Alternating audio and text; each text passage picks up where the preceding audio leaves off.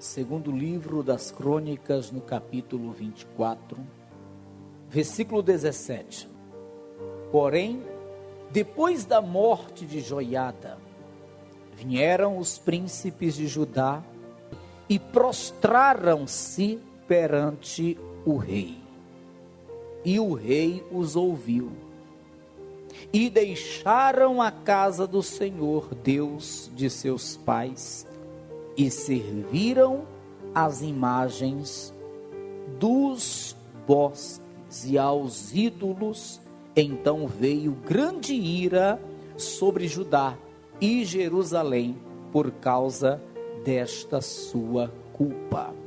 Porém enviou profetas entre eles, para os fazer tornar ao Senhor, os quais protestaram contra eles, mas eles não deram ouvidos. Amém?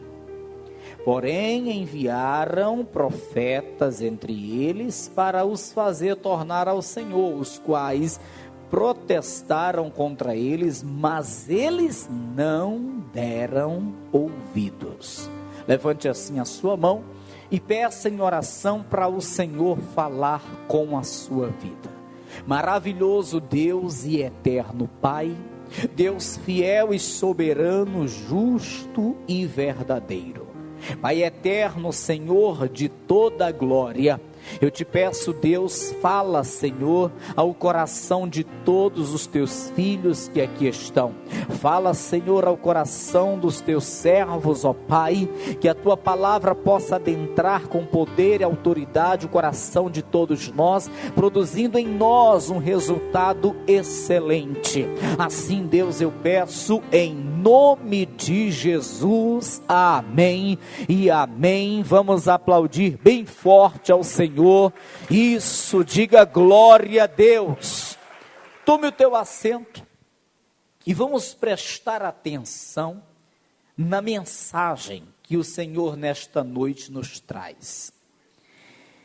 Muitas pessoas hoje falam que o nosso Deus é um Deus que sem piedade age quando uma pessoa ela falha. Eu tenho escutado isso até da boca de crentes. Não, mas é porque Deus, Ele não tolera o pecado, e realmente Deus não tolera o pecado. O pecador sim, o pecado não. Mas é porque qualquer coisa que a gente faz de errado, Deus já pune. Deus já traz uma punição terrível, nos faz sofrer, sabe? Eu tenho visto pessoas falarem desta maneira, inclusive crentes, só que não é bem assim. Isso traz uma imagem errada em relação à pessoa de Deus. Isso traz uma imagem completamente deturpada em relação à pessoa do Senhor. Porque nos textos sagrados nós podemos observar que não é dessa forma que acontece. Muito pelo contrário. Sabe, muito pelo contrário.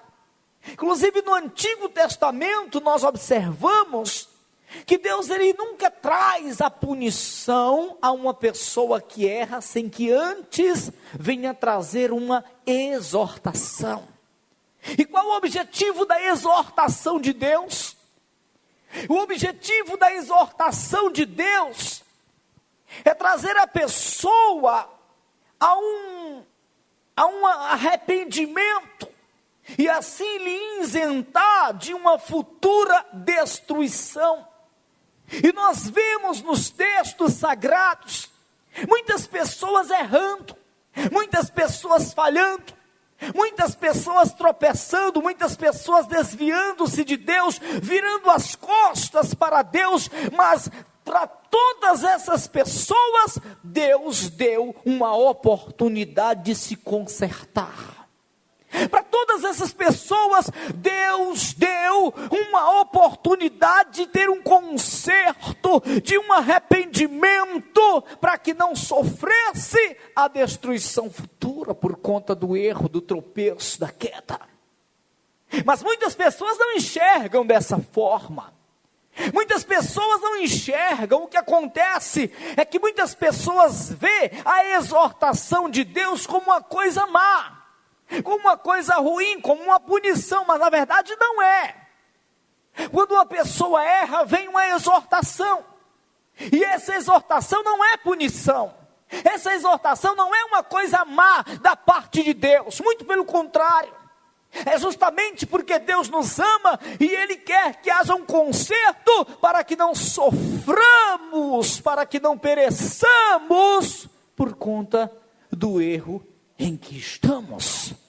Assim aconteceu ao rei Joás, assim aconteceu a Judá, pois esse povo, depois que morre Joiada, eles começam a fazer o que é errado, eles começam a idolatrar, eles começam a servir as imagens de esculturas, eles começam a andarem após os deuses das nações estranhas, e eles sabiam que isso era algo terrível aos olhos de Deus, sempre foi. Eles sabiam que isso era um pecado horrendo aos olhos de Deus, pois sempre foi. Só que quando eles começam a idolatrar, quando eles começam a servir as imagens de escultura, quando eles começam a trazer para si ídolos, Deus ele não pune, bem que poderia, porque se trata de rei, que conhecia perfeitamente a lei de Deus, que conhecia perfeitamente qual a vontade de Deus, e sabiam perfeitamente que Deus queria que eles andassem de forma certa, correta, inclinando-se apenas para Ele, não para as imagens de escultura, e não para os ídolos. Só que Deus vê eles se desviando, Deus vê Judá se desviando, Deus vê Judá se inclinando para as imagens e para os ídolos, mas Deus não pune. Poderia, digamos que até deveria, mas não pune.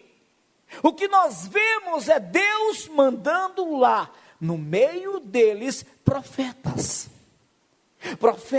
para exortar, profetas para repreender, e com o objetivo de trazer aquele povo a um arrependimento, e com o objetivo de trazer aquele povo a um conserto. Conforme nós lemos no versículo 19, eu leio mais uma vez: porém enviou profetas entre eles, para os fazer tornar ao Senhor, os quais protestaram contra eles, mas eles não deram ouvidos. Amém? Deus viu o pecado, Deus viu a idolatria, Deus viu aquela aberração, mas Deus pacientemente não mandou um raio, Deus pacientemente não trouxe a seca, a peste, como punição. Não, Deus enviou profetas. Os profetas enviados por Deus chegaram lá dizendo: vocês estão errando, vocês estão se inclinando diante das imagens de esculturas, e vocês sabem que nós não devemos fazer isso, pois quem nos tirou do Egito, da escravidão, não foram os ídolos, não foram as imagens de escultura, mas o Deus de Abraão, Isaque e Jacó. E é esse Deus que devemos servir, e é a Ele só que devemos adorar. Então vocês estão errando, vocês estão errados, e Deus quer que haja um conserto, e Deus quer que vocês se arrependam, e Deus quer que vocês tornem o coração para Ele. Mas está escrito que eles não deram ouvidos. Amém, pessoal? Eu releio o versículo 19: porém enviou profetas entre eles, para os fazer tornar ao Senhor. Deus não enviou os profetas para trazer juízo, para condenar, mas para fazê-los tornar ao Senhor, os quais protestaram contra eles, mas eles não deram ouvidos. Amém? Aí o Senhor agora sim poderia ter mandado um raio, ou poderia mandar peste, ou poderia ter destruído, mas não, o Senhor, Ele vai levantar mais uma pessoa, para ir no meio deles, e esse que Deus vai levantar agora, ele vai ser cheio do Espírito Santo, e ele vai lá no meio deles, para protestar contra eles, para adverti-los, para exortá-los mais uma vez. No versículo 20 diz: e o Espírito de Deus revestiu a Zacarias, filho do sacerdote Joiada, o qual se pôs em pé acima do povo e lhes disse: assim diz Deus, por que transgredis os mandamentos do Senhor?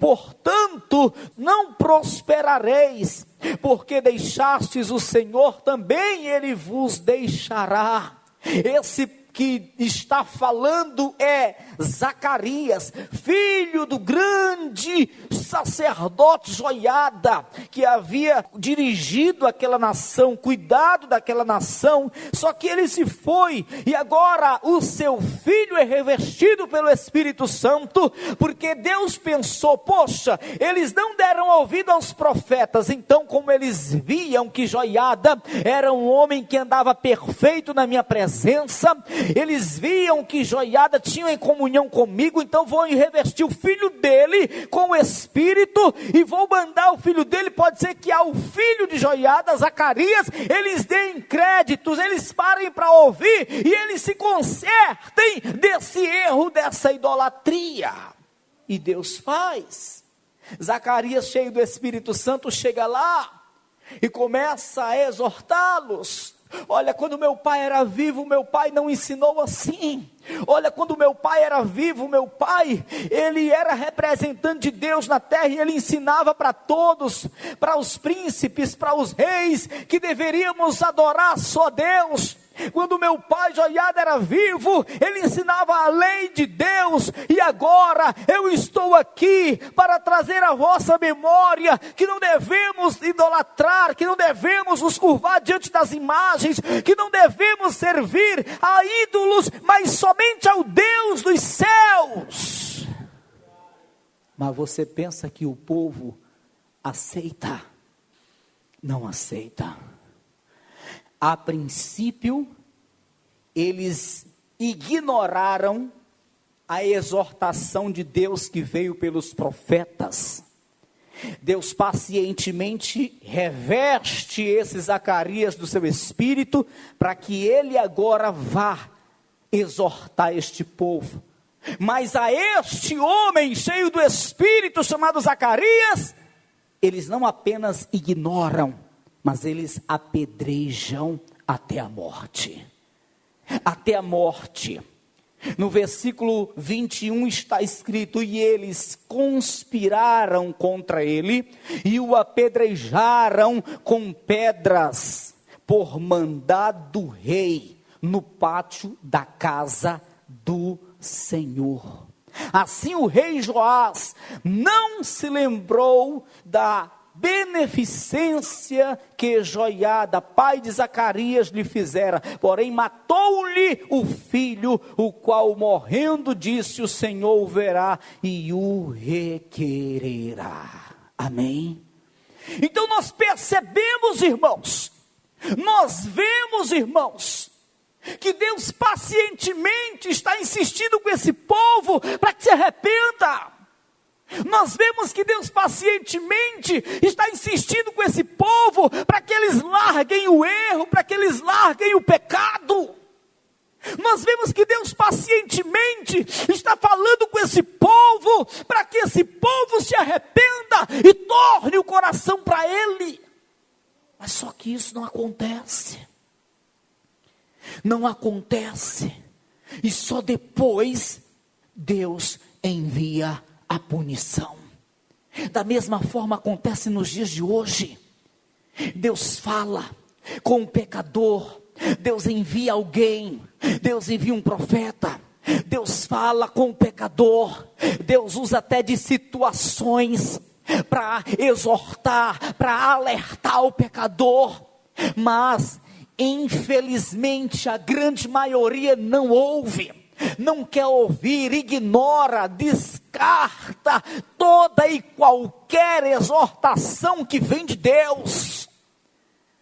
E aí depois, quando vem o sofrimento, Deus é ruim, mas Deus é muito carrasco, mas Deus não tem piedade, mas que Deus é esse que deixa isso acontecer, mas que Deus é esse que não tem misericórdia, que não tem amor, e deixa essas pessoas perecerem, e deixa essas pessoas morrerem, mas que Deus é esse que permite vir esse tsunami, mas que Deus é esse que permite essas pessoas morrerem de fome, que permite uma seca desse tamanho, mas essa nação, mas que Deus é esse. Não é assim que falam? É ou não é assim? É desse jeito. É desse jeito.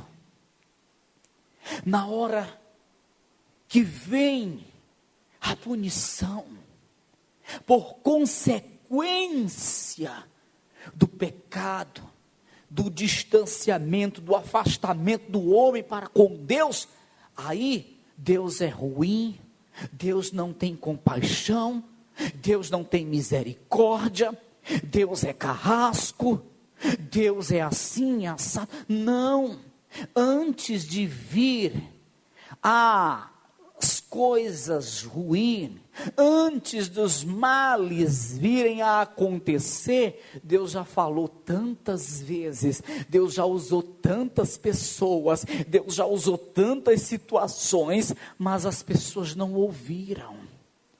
As pessoas mataram os profetas foram lá e foram executados. Alguém foi lá com a Bíblia, queimaram a Bíblia e queimaram ele vivo. Foi um missionário lá, mas não deram crédito, espancaram até a morte.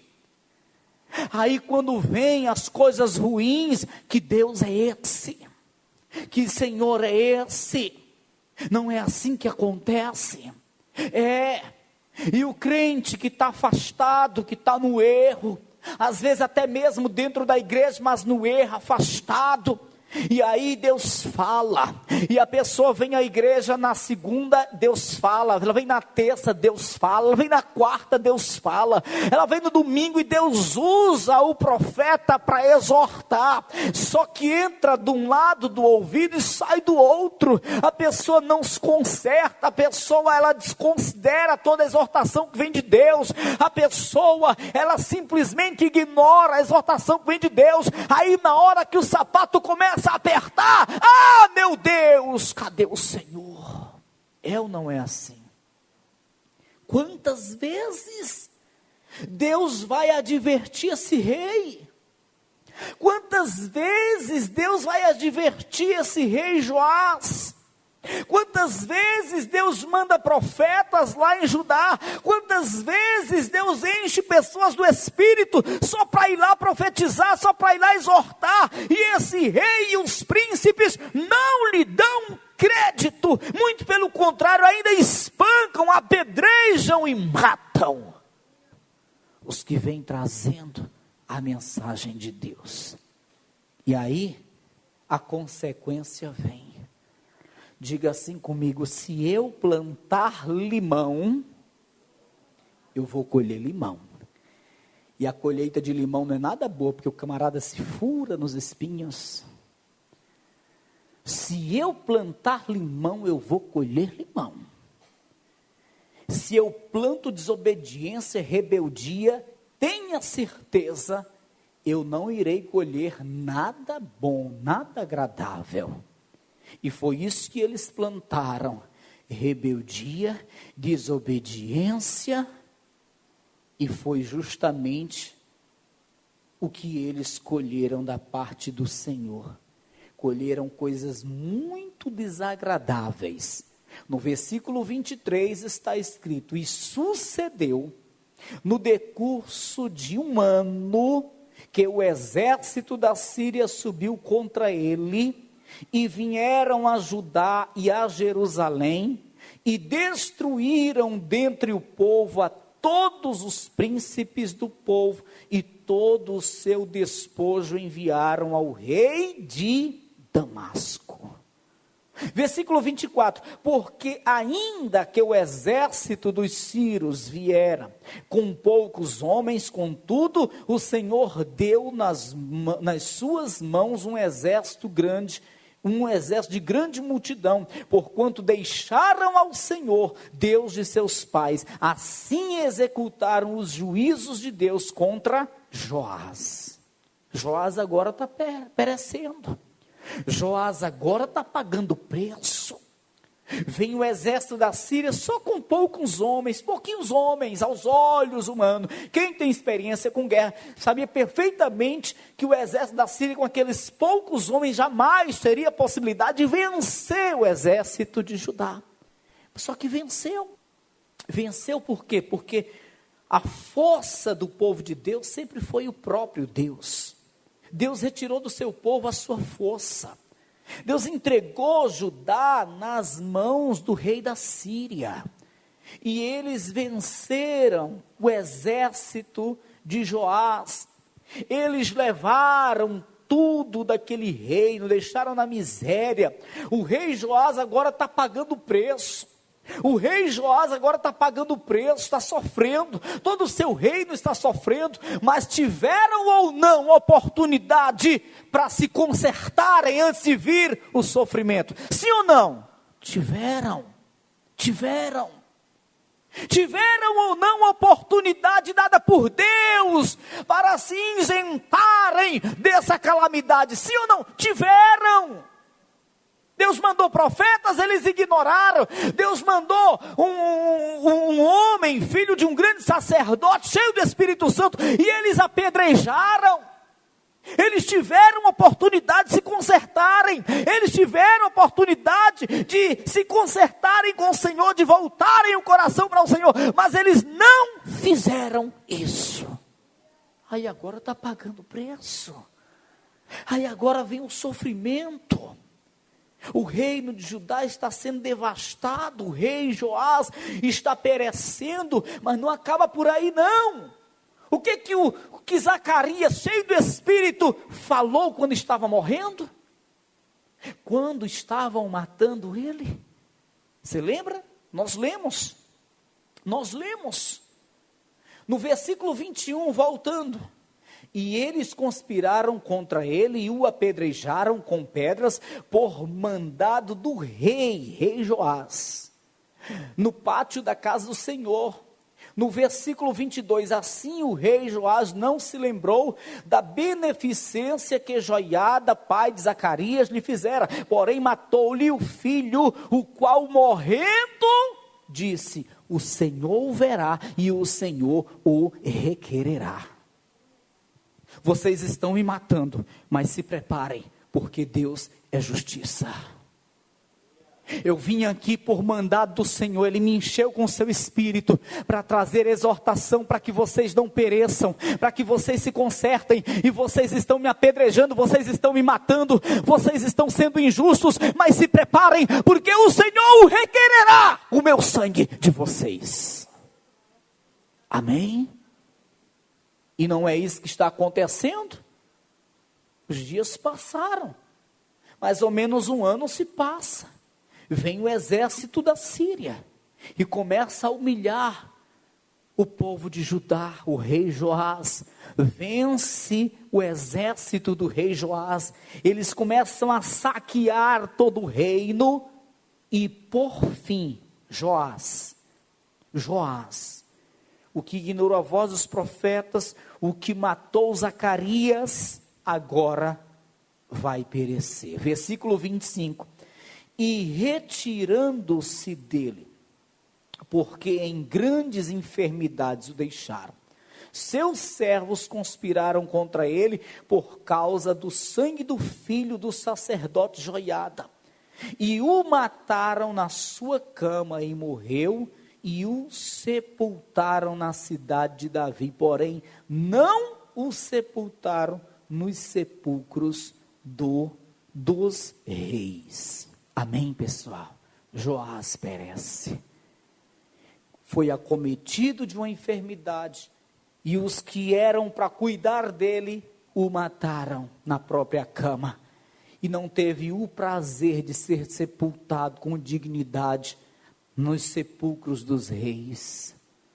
Mas tudo isso poderia ter sido evitado, se não tivesse sido tão bruto, se não tivesse tido um coração tão duro, se não tivesse ignorado a exortação que Deus trouxe, se não tivesse matado os sacerdotes que Deus mandou para exortar, tudo isso poderia ter sido modificado. Amém, pessoal? Diga para quem está ao teu lado, não endureça o teu coração quando Deus te exortar. Amém? Não endureça o teu coração quando vier a exortação de Deus para a sua vida. Porque a exortação de Deus, ela vem para que haja um conserto da nossa parte, e não para nos destruir. A exortação só existe porque Deus nos ama.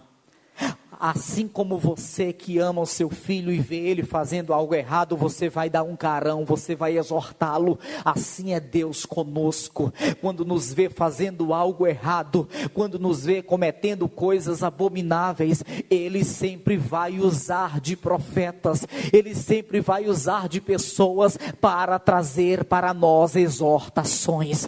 E isso temos que ver como uma dádiva, como um presente, como um favor, como uma graça. Temos que ver isso como prova do amor de Deus para conosco. Repito, a exortação de Deus vem não para que pereçamos, não em forma de punição, mas a exortação de Deus vem para nos proteger, vem com o objetivo que nós venhamos a nos consertar, a nos arrepender do que fazemos e venhamos tornar o nosso coração para Ele, para Deus.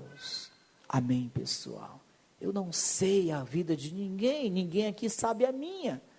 Eu não sei o que tu faz durante o dia, nem você sabe o que eu faço durante o dia.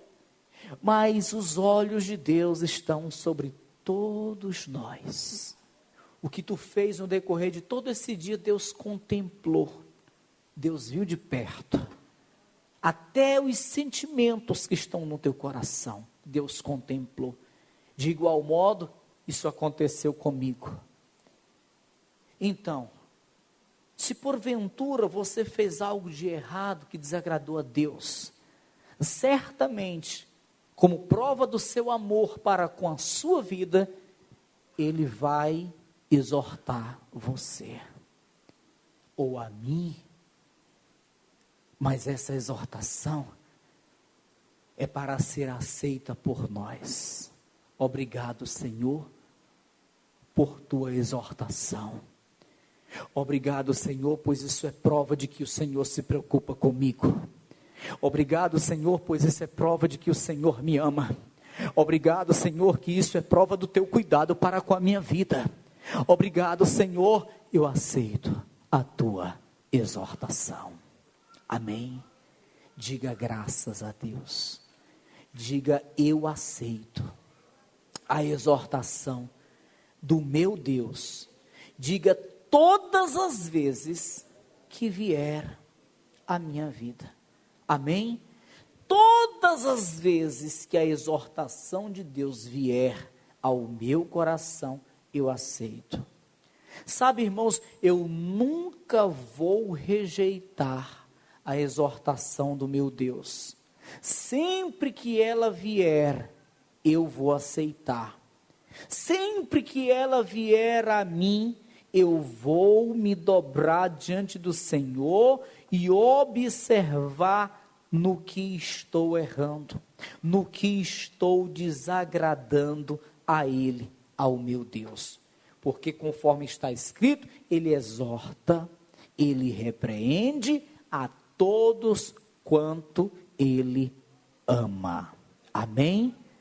Ruim seria se Deus visse a gente errando e não dissesse nada, e não exortasse. Então isso seria prova de que Ele não se preocupa conosco. Isso seria prova de que Ele não está nem aí para nós. Amém, pessoal? Mas se Ele te exorta é porque te ama. E a sua exortação é tão somente para que haja um conserto teu para com Ele. Amém? Coloque-se de pé aí em seu lugar. Aleluia.